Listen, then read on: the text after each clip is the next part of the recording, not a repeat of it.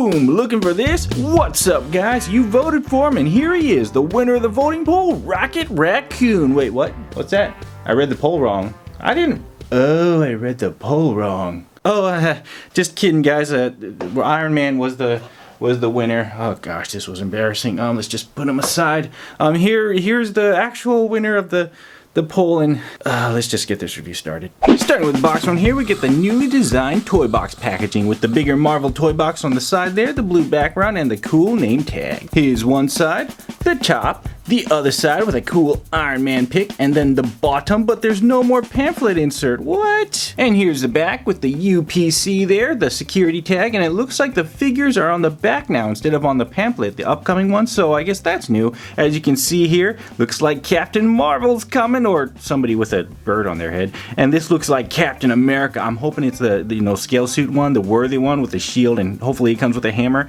And this one is probably Pikachu?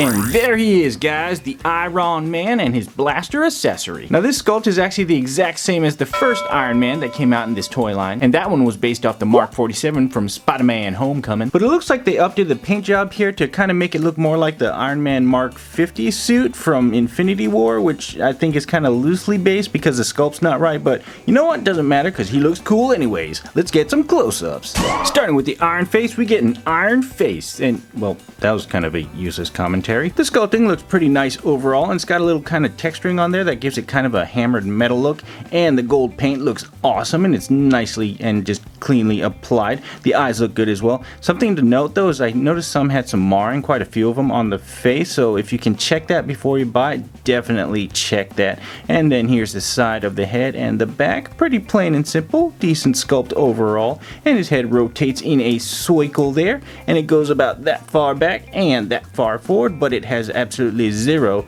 side to side. And moving into the body, we get a pretty awesome looking sculpt overall, even though it's based on the Mark 47. I do really dig the gold paint there. It looks absolutely fantastic, and the silver looks great as well, and of course the little arc reactor dot looks pretty fancy too. And I actually like the red texturing here. They actually did a good job making it look very clean and crisp. And he has waist articulation there, which reveals the back. Ooh, you like that? That was pretty slick, right?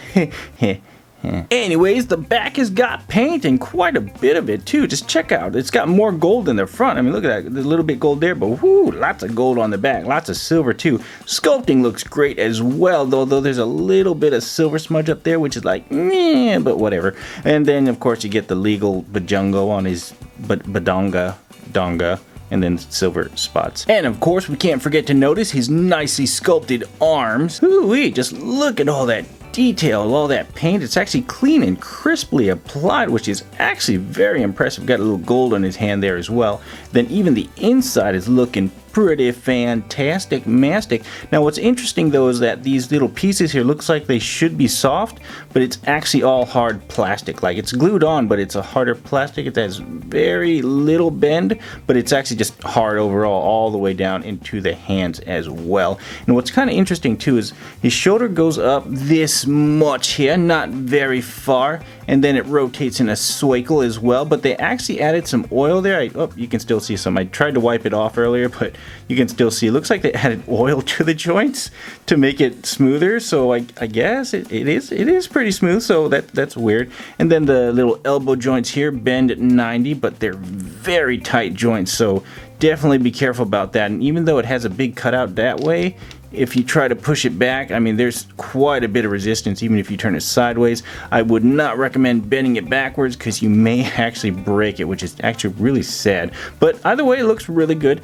Then you got the hand with the arc reactor blaster thingamajig. That's what it's called, right? I forgot. Anyways, it rotates in a circle, and then it goes down and then up. But this one goes forward, and nope, I lied. It goes down and up as well. But it spins too. Whee! And moving on to his leggy McDoo-doos, we get some gold paint on the front right there. A little bit of sculpting, just a little sculpt line that goes around to the back. Got some more gold right there. The lower legs look really awesome with the design. Just look at that sculpt right there, especially right here with the mechanical portions. And it's got that nice silver on there, looking pretty slicky.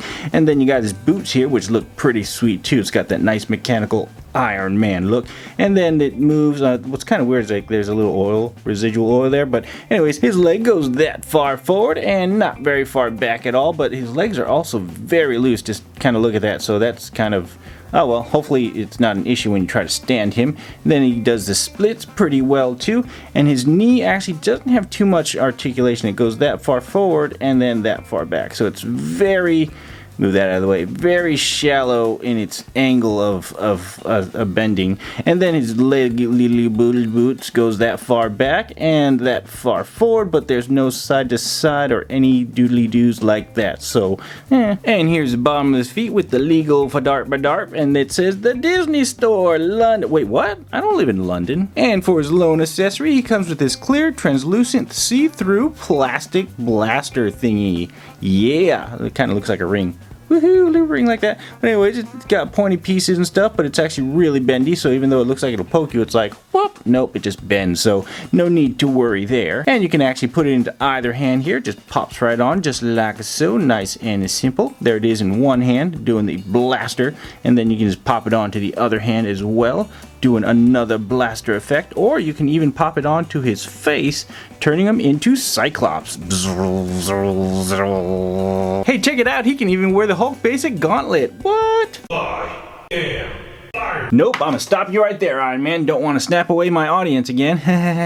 And check it out, he even fits in the Spider-Man mobile, although he doesn't really need it because he is Iron Man with blasters that fly, but hey, My spider sense is tingling.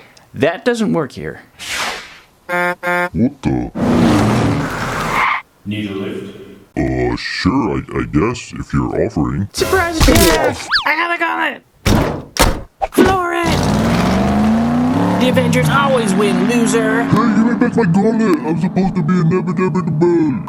And for some comparisons, here he is next to his fellow Toybox buckaroos. And here's some various Hasbro basic figures. And here's a Marvel legend. Who am I kidding? Here's a few more. Oops. Well guys, I would call this Iron Dude a mega win. The joints are a bit finicky, being both loose and tight, but the overall sculpt and paint look great, and you gotta love that Disney Infinity style. And for those of you wondering where to buy them, I'll have info and links in the description below. Anywho dudes, it looks like the rambunctious Trash Panda is next, so make sure to check back soon. But until then, thanks for watching, and peace.